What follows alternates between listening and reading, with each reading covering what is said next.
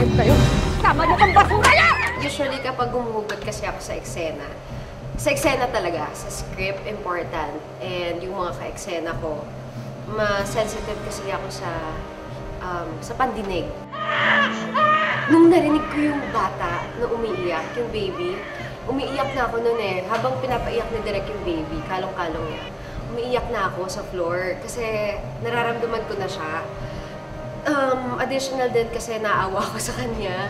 Kasi naawa lang talaga ako sa baby. Siguro close lang talaga yung heart ko sa mga maliliit na bata. Malaking bagay sa akin na nagdadasal ako kapag heavy talaga yung eksena.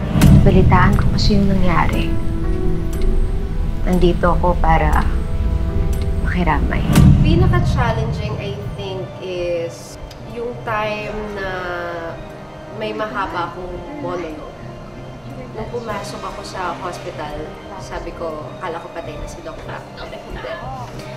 Super challenging siya because unang-una, takot na takot ako sa mahabang pages na script. Napakadaming monologue. Tapos ilang pages yun talaga. So parang the whole time, katapat ko lang talaga yung script ko. The whole day, iniisip ko kung paano ko siya i-deliver. Tapos I realized na the more na ino-overthink ko siya, the more akong kakabahan. So yun nga yung important na nakuha kong lesson sa Makiling na dapat i-enjoy mo lang yung character mo. Ganda ng bulaklak mo. Na-inspire ako tumula.